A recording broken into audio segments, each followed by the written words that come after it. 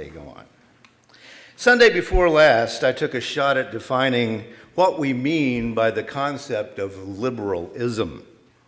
The term liberal gets thrown around a lot. It's the opposite of conservative. So, except, what's that? Well, I want to really think a little bit today about what all of that means.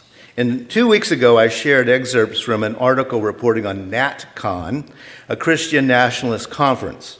By looking at their agenda, which in lots of instances is diametrically opposed to the values that most of the folks here share, I think we can see a little bit more graphically what liberalism means to us. The NatCon agenda includes things such as a near-total moratorium on immigration. Well, I guess we just heard that one of the Pearson grants is going for New Americans, so I guess we don't really agree with that, huh?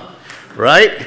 Christian nationalism to dominate the public square. Well, I'm going to talk more about that. A rollback of LGBTQ rights. Well, yeah, that's diametrically opposed to one of our Pearson grants this year. Economic nationalism and opposition to globalist supranational institutions, such as the UN. Yeah, I don't think we agree with that. A vendetta against woke elites in cultural, academic, economic, and governmental institutions, and using state power to achieve conservative ends. My point 2 Sundays ago was that if any of this affronts you, you're probably a liberal, right? After all, concretely seeing what we are not, I think, helps us see what we are. Is liberalism as a concept opposed to a near-total moratorium on immigration? Yep, it sure is. Is liberalism as a concept opposed to Christian nationalism to dominate the public square? Yep, I think so. Is liberalism as a concept opposed to a rollback of LGBTQ rights? Yes, we are. So, a more positive definition, is liberalism as a concept synonymous then with democracy? And I think it is. Is liberalism synonymous with an embrace of multiple viewpoints and multiculturalism? I think it is. Is liberalism synonymous with the non-interference of specific religions in government? Yep. Yet, look around us. Those points by our opponents are gaining adherents all over the planet. The recent election in Italy, the recent election in France that just barely preserved democracy there, the rise of popular and populist national parties all over Central and Western Europe, the turmoil among the conservatives in the UK, not to mention our own midterm elections.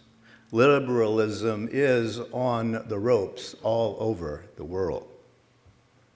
To me, our situation in our time appears to be a crisis concerning central and absolute questions. And the most central and absolute, perhaps, are where does authority lie? Who or what is in charge? The so-called conservative side has an answer, and yeah, the so-called liberal side has an answer, but today I want to argue some old-fashioned back-to-basics liberalism and say that that is a third way of going if we look at our core values. And we can stick with those, and I think we can find a way forward. First, let's look right here at First Unitarian Society of Minneapolis. As I say almost every week, FUS is a democratic and self-governing organization. Here we have an answer to those basic questions. Where lies authority and who is in charge? Well, it's you. You may not know, unless you have served on the FUS board, that they have a covenant. That's what's on the screen there. They read that at the beginning of each of our board meetings. In the interest of time, I won't, but I do want to talk a little bit about the liberalism therein. I mean, inviting all voices to express their truth as they experience it. That's a liberal way of thinking. Promoting a trusting, safe, and rewarding environment. That's liberal. Assuming goodwill. Liberal. The FUS Board Covenant is a liberal document through and through. In the case of this institution, we know where the authority lies. We know who is in charge. Now notice, there is no sentence in there saying, listen to the preacher tell you what God wants. And that's about the last thing that's going to be in there, to be very frank with you. There's no room there for snake oil salespersons coming in and reshuffling the deck of authority. There's no room for marked cards. You, the people, are in charge. And someone like me, if I come in here and start saying, squirrel, squirrel, God told you, you're not going to listen. And that's a good thing. You are in charge. The covenant says you are not buying it. Who or what is in charge? You are in charge. Because, you know why? Yes, there are a bunch of yous among us, and then we gather together into a we, and that's what liberalism is. Humanism calls to you, do not give your power away. And liberalism calls us to that conclusion as well. Stick with it, you are in charge.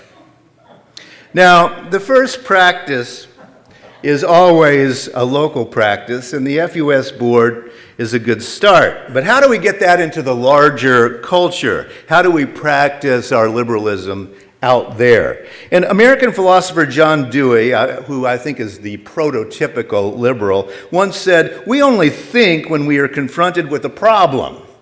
We only think when we're confronted with a problem. Now, as a liberal, I insist that taking the time to feel our way through a problem is not a luxury. It's how we have to do it.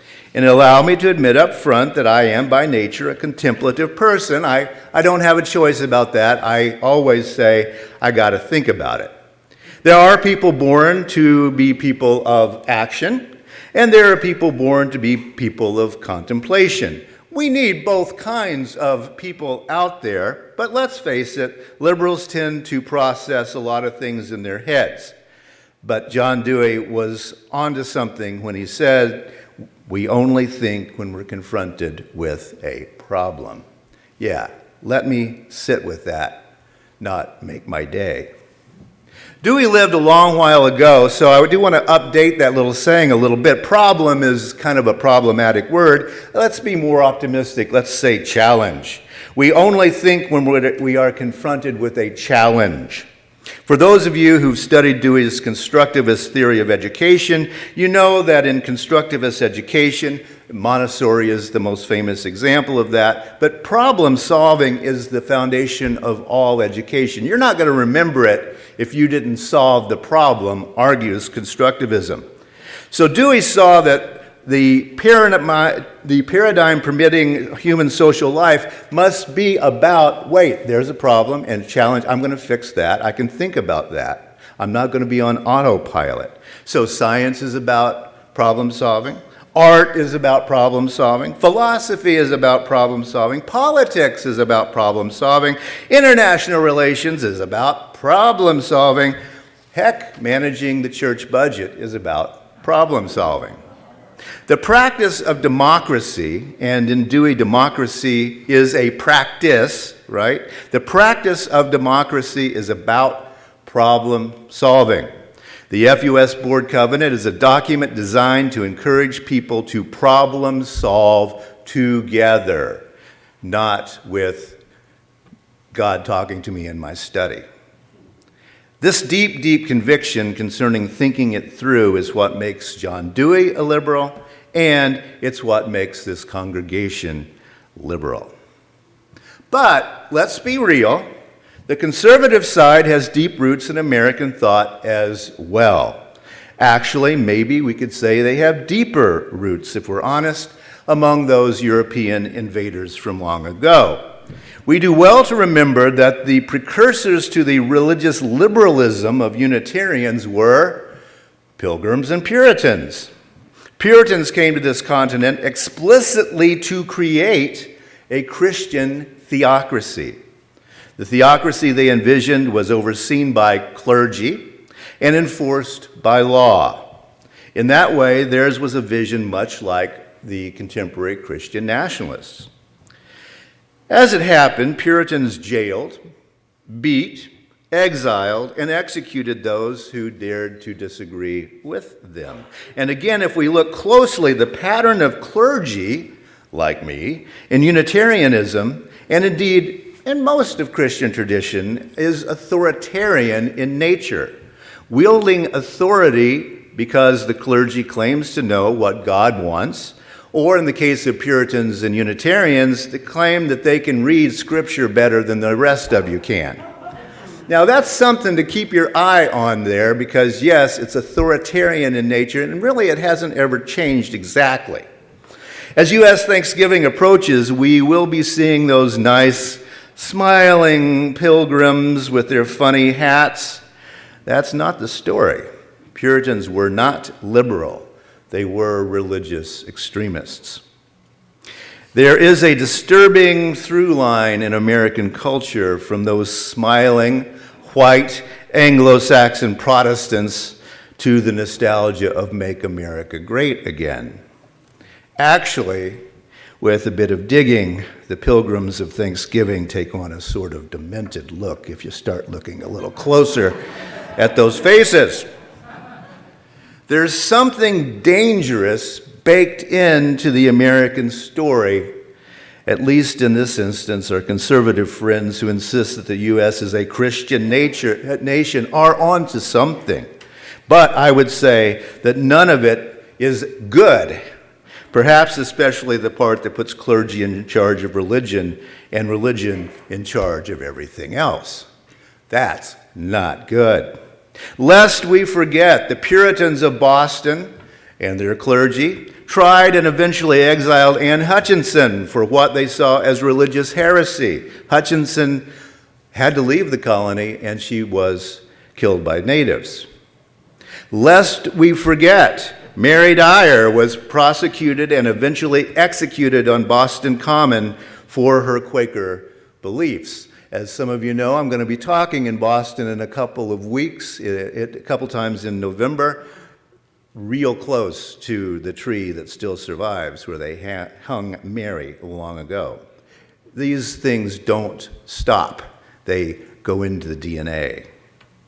Let's face it, the post-Puritan Congregationalists of Massachusetts got nicer because the multi-religious nature of the United States forced them to be more tolerant. Tolerance was not their choice any more than tolerance is the choice of our Christian nationalist contemporaries.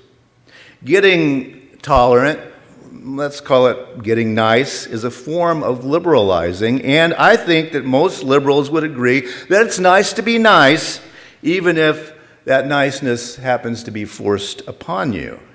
And we all know that many will be unnice anytime they think they can get away with it. Liberalism is important to our society because we liberals insist in every way possible that it's nice to be nice. It's not a difficult message, but it's difficult to get for many people. The Puritans got nicer because they had to get nice. The Roman Catholic Church got nicer because cruelty wasn't working for them. Again, the central question here is one of authority. Who is in charge? The Puritans in charge did what they wanted to do, and it had to do with murder and beatings and executions. The Roman Catholic Church was in charge, and they did what they wanted to do. Who or what is in charge is always the question, here and in the larger society. Many of our religious friends will say that God is in charge. That God, of course, is the God of their particular interpretation. In European monarchies, the assumption has been that monarchs have civil and social authority because their rule comports with the wishes of church authorities who are interpreting the will of God. Here, king, do this. Here in the United States, the Puritans operated through covenants that were interpreted by their version of the priests or shamans, those Puritan clergy. They were the authorities. They knew what God wanted. For those of us of a more skeptical bent, we tend to think that the monarchs and their priests and the Puritans and their clergy tend to hear their gods telling them exactly what those in charge of the power structures want to hear. And that's what we liberals expect happens when Christian nationalists are talking. Now, as we all well know, a person does not have to be an atheist to suspect this kind of authority. One can as well simply believe in another sort of God, who isn't saying the same thing as the monarchical priests or the Puritan clergy or the Christian nationalists.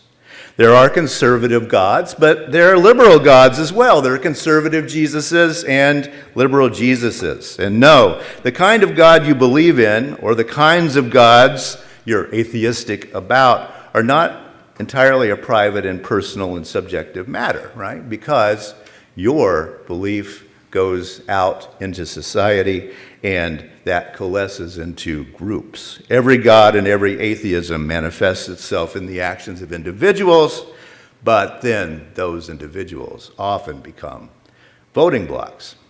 I know I'm not telling you anything that you haven't thought about, but I want to underline the fact that the essence of liberalism is about that question: who or what is in charge? Liberals answer, we, the people, are in charge. We are the authority. That is the sacred core of this congregation. What's sacred about First Unitarian Society? We, the people. That's what's sacred. Sure, liberals say some of us believe in this sort of God, and some of us believe in that sort of God, and some of us believe in no God at all. That's all well and good, we liberals say. It is your liberty to believe as you will. Now, next, let's talk among ourselves and figure out how we, the people, are going to run the congregation and, we hope, the nation. That's the liberal ideal. We sometimes call it secular, but yes, it's a separation of religion and government. Now, there is one big gaping hole in the center of the liberal ideal. Liberalism only works through some sort of democracy, or some kind of republic, if you will. It only works through the will of we the people as revealed by voting. And voting, as we all know, is inherently problematic. Corruption, cheating, those big voting blocks, large groups of people. It's possible for a totally fair election to result in a vote that ensures that another democratic and fair election will never occur again. That is possible. That's the gaping hole in the democratic ideal. And it's one of the greatest fears of liberals. To counteract that very real possibility, citizens write constitutions. We liberals know that there is inevitably and always a hard line right that's going to be screaming, blood and soil, tradition, religion, God. We know that there's inevitably always going to be a hard line left that says, individuality only, let's go, be ourselves. Liberalism does not scream either of those. Rather, we say, where's the middle? Where's the place we can govern from? What is the compromise? Liberals, therefore, often find ourselves betwixt and between, a place that, yeah, you can say, oh, those people are milquetoast, half-hearted. Yeah, that's one way of seeing it. It's not, though. Rather, the place between is the place of power. If we might only choose that middle rather than our idealist dreams. That's what John Dewey was talking about when he pointed out that we only do our real thinking when we are thinking about problem solving. No, some things can't be compromised. The worth and dignity of every person is not open for discussion. Furthermore, liberalism as a tradition has recognized that not every disagreement can be settled with a win-win. We know that. If we can't compromise, we take a stand. Still, the place of compromise is not a place of weakness. It's not cowardice. It is the central practice of liberalism. And dare I say, compromise is the only way that democracy can actually work. So the question becomes, do we want to win, or do we want to sustain a democratically governed society? The NatCon agenda is not negotiable for liberals. We will not surrender our central values of equity for all, the inherent worth and dignity of all, either as individuals or for groups. But there's something we easily miss when we start talking about extreme agendas. And that easily missed something is an opportunity, because the devil's always in the details, isn't it? And the details and the devil are closely related in Christian nationalism too. At the moment, we're lumping Christian nationalists into one big lump, and they want you to do that too. See them as a very large and developing group. However, in fact, they are not a homogeneous group. Yes, many Christian nationalists go to church, but Christian nationalists are the least likely Christian group to attend church regularly, as a matter of fact. Furthermore, only about 40% of Americans who say they're Christian go to church at all. So actually, these are not huge groups. They look that way, but they aren't. Christian nationalists are more nationalist than they are Christian, in other words, and Christianity itself is becoming more of a cultural marker than a practiced way of life. Divorce? Some of us are old enough to remember when traditionalists said divorce was always bad and always wrong. You know what the most divorced group in America is? Christian nationalists. There are holes in the agenda. Liberalism is indeed on the ropes at the moment, all over the planet. Here, however, we will hold it to our hearts and in our minds, and we will practice liberalism as a congregation. We will practice it also in our larger society, and we will insist upon asking who or what is in charge, and we will continue answering, we the people.